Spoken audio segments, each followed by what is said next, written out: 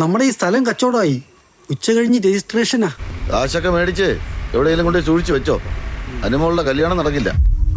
കല്യാണം നടക്കൂലേ? അതെന്താ അളിയാ? അളിയൻ തന്നെ കാര്യം. അളിയൻ ഏത് സമയം ഷാപ്പിൽ തന്നെ താമസമെന്നാ അവരന്വേഷിച്ച പറഞ്ഞത്. അളിയന്റെ ഈ മുടിഞ്ഞ കുടി കാരണം അനുവിന്റെ എത്രാമത്തെ ആലോചന മുടങ്ങി പോകുന്നത്.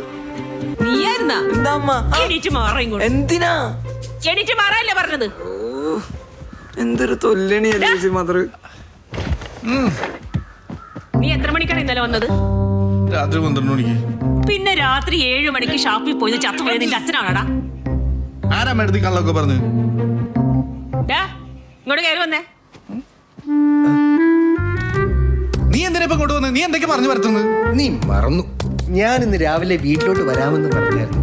എന്തിന്? എനിക്ക് കുറച്ച് കാശിന് ആവശ്യമുണ്ടെന്ന്. എത്ര കാശ്? ഒരു 10,000. തരാൻ പറ്റില്ല. എന്താ? തരാൻ പറ്റില്ല. തരത്തില്ലേ? ഇല്ല.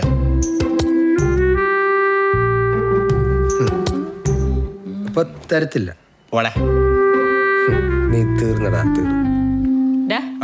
നിനക്ക് ഇവിടെ ഉണ്ടായിരുന്ന ചീത്തപ്പേര് കൂട്ടാൻ വേണ്ടിയാണോ നീ ഇപ്പൊ ഇങ്ങോട്ട് വന്നത്? എന്താ? അല്ല, കൊടുക്കണ്ടെങ്കിൽ അവൻ ആ കാശെടുത്ത് കൊടുക്കാൻ നോക്ക്. ഇല്ലെങ്കിൽ നിന്നെ പറ്റി എത്രയൊക്കെ നാറ്റിക്കാൻ പറ്റും അത്രയൊക്കെ അവൻ നാറ്റിക്കും. അതോടെ നിന്റെ ഈ ഗൾഫുകാരൻ ഇമേജ് എല്ലാം പോയി കിട്ടും.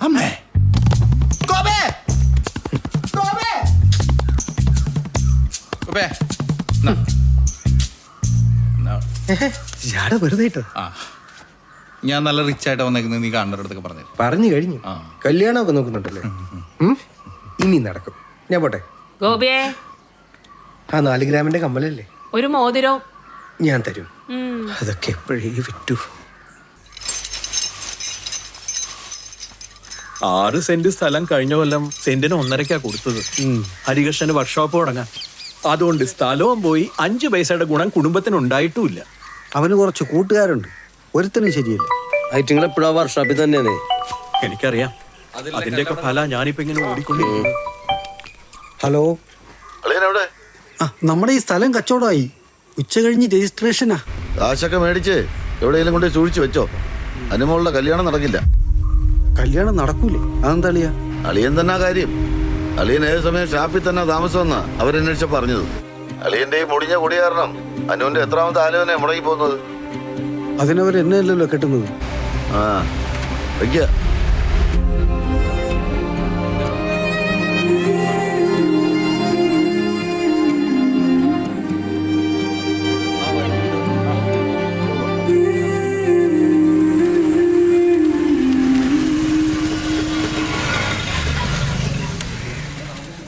എടാ, ഒന്ന് ചിരിച്ചു പോസ് ചെയ്യോ?